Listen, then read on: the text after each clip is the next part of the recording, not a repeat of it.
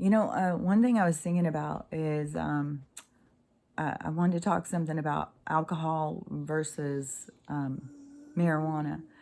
And I think that, this is all by manipulation too, by these people. And so I just want to kind of put a little bit of logic out there. So, because right now it seems like everybody's accepts it about, drinking. Like that's acceptable.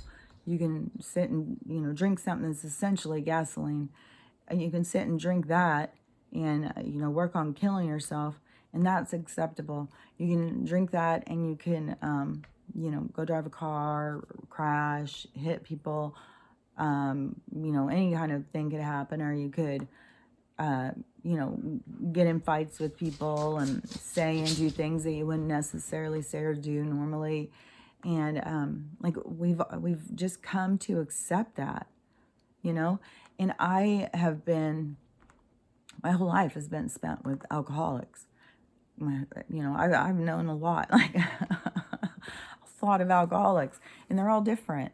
They can have stuff that is kind of the same, but they all kind of have their own unique presentation of their problems. So, and alcohol is used as kind of a crutch for people. So, and then with marijuana, it is crazy because, that is so accepted. Like people being drunk and drinking and going to parties and drinking and, people falling down drunk and stuff like that. But marijuana somehow has become so vilified. And what's so crazy is it's a plant that has multiple good uses for people. You can smoke it, drink it, eat it. Like you can ingest it in several different ways. And I don't know if people are going out and getting in crashes all the time with it, but usually it slows you down. You find yourself driving super slow and it feels like it's fast. You're just super relaxed. You're not in that, you're not driving crazy and frantically and driving too fast and stuff. And if you've got a problem with not being able to eat, like you're super hungry, you feel weak, but everything just sounds gross. Well, that is one of the uses of it. That's why they use it on cancer people, is because however you take it, if you smoke it, eat it, whatever, if you take it, then it will make you not just hungry, but it will make everything taste super, super good. Like, oh my gosh, it's like this great natural side effect. Everything's going to taste super good. And that has helped so many people, just that part of it. And then you have the part where for pain, it is really good for pain. And it might make you feel a little lightheaded or whatever, but there's not a chemical that they're going to give you for pain that's not going to make you feel a little lightheaded. And then you're putting chemicals in. The problem is right now, I mean, the government here where I'm at is in control. All the ones where they've made it legal, they're controlling it. So there still can be getting poisons in it. So it's not, and they make it where you can't get your own plants and stuff. It's illegal unless you get a license, but nobody's allowed to give you a license because it's a medical community.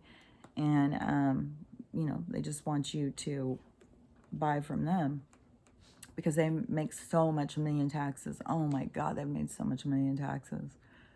It's crazy. So, and then also, like for me with the glaucoma, when I go and try and ask the doctors and say, I don't want to do the drops anymore. I don't want you guys putting stuff in my eyes.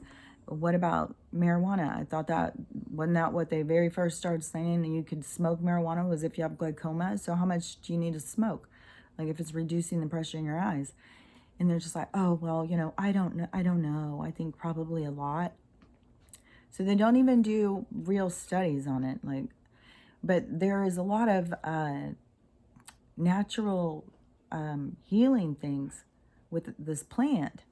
We can see, but it's have repressed information, and it's just so crazy how people just they don't want to accept that. And to me, one of the side effects is that it's that nice little open window that you don't feel so trapped. Like you have like a little escape route, and it just puts you in a place that is more of a higher mind, where you are outside of the problems and troubles of the world, and you're seeing, like you're being shown things that are more, to me, a lot more significant. And you're tapped into something higher than yourself. And to me, I think that's the best part of it. And it's really gotten me through quarantine, I'll tell you that. It's definitely helped me to not feel so trapped in my space, you know? And it may not be the same for everybody. I'm not saying everybody has to have the same reaction. But for me, I find it nice to be able to just go and you tap into this other world out there that is... that's the part that takes away the stress. You're not just focused on right here, right now, and the problems around you.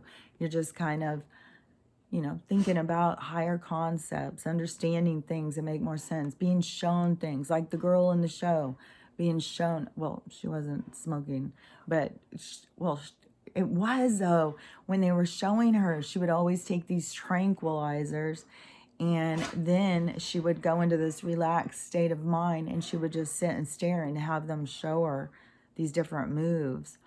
So it was it does, if it's used right, it does put you in more of a creative kind of space or something, because you're detached from this thing. And but see, with alcohol, to me, it makes everything a lot more serious, like a lot more attached to the three-dimensional, like, pain and suffering. It has horrible effects on your body. You're killing your insides, your organs. You're literally like drinking gasoline. When I learned about it in school, what the real thing was with alcohol, I was just like, oh my God, how in the hell are they able to sell this to people? And they've got so many people, hooked on it. How can this be real? Like, how can this be legal? Well, I wouldn't trust the FDA or any of these people with my health. So, alcohol is definitely a serious poison. The effects that you have from the alcohol is the effects you have from poison. And people who abuse it and stuff like that. Like, it's one thing to have, like, a glass of wine, then, go and buy a fifth and drink that. That's when, I don't know, everybody's got their own line, their own balance to find with alcohol. Some people, need to surrender to it and be like, no, I've got no control. If I drink one, I will drink 200. Those people, they need to recognize their own weaknesses for sure. But also, I think that there's so much about labels and people attaching labels and surrendering to a label. To me, it's about getting in touch with yourself, and it's about finding that balance. But we got to quit vilifying something that is good for us, why we sit here and accept something that's really not good for us, because there is a lot of other uses for marijuana, and that is all like repressed information that they are keeping from people. And so, there's so many people who smoke it, who use it for anxiety and stuff like that, because it has a calming effect on you. And that is nature just giving that to you. That's not like going in the bathtub and pouring a bunch of Drano and kitty litter in it and making something so you can feel good for a second. This is something that grows right out there. Like Mother Earth was like, oh, here, you're worried about something? Oh, here, I'll give you this plant. Go put it in some brownies. And, and the whole thing with alcohol is, like, I drink sometimes. One thing is, is like if I'll have a beer or something. When I say a beer, I like those taller cans. Like, so when I'm saying a beer, I think it's really 1.5 beers. But I like those, you know, because you can pour it in. It's like a 3/4 of a glass twice, you know. And so, you know, I enjoy that, to drink a beer. And I'll enjoy a margarita sometimes or something. It just depends on the thing. So I'm not trying to say like alcohol is all bad. It is that there's so many people who just abuse the shit out of it, and they don't even realize how much they're abusing their own body, and how this judgment against something, you know, especially if they're drinking because, oh, well, you know, I've got anxiety, I've got to go into a crowd, you know, that makes me feel more relaxed. Well, then you drink and then you go in and you act really foolish and silly, and then so then you're embarrassed and stuff. Well, if you I, I'm not saying go do this, but you know, for somebody who smokes, who has anxiety, they're going to go in and they're going to feel calmer, and they're not going to go in and start acting silly and do stuff that is going to later haunt them. It'd be a lot more like they would probably be a lot more calmer, or sit back and be more quiet and be an observer. But somebody who would drink for anxiety would go in and be a performer, which then they will have more anxiety when they see, you know, their own behavior. That's what creates so much. I'm telling you, I know that's why some of these people just drink and drink and drink. They can't face what they've already done. They can't face themselves, so they can't stay sober, because then you have to see yourself. So you just drink. You get in this habit of like, you know, drinking and drinking and drinking, so you don't have to face yourself. And it's, I think that they have just, it's all done on purpose. Just like if you go into places that they create, these ghettos they create, you know, and putting liquor stores on every corner, that's what they want you to do. There's a reason why they vilify marijuana, and that they will set a liquor store in every corner where they want people to have problems. You know, you just have to start looking at things logically. But if you are having, you know, any kind of issues, you're not going to be able to go to the doctor. And they're going to, if you got luck out and you got a good doctor, and they will talk to you about more natural, I wouldn't say cures. I mean, it's not going to just cure you, but it's more natural ways of dealing with things. Then, you know, because there's herbs and stuff like chamomile tea and lavender, like all these different plants and flowers have a certain calming nature. There's so many girls that do videos right now that are like herbalists. They can tell you all about the herbs and what you can use them for.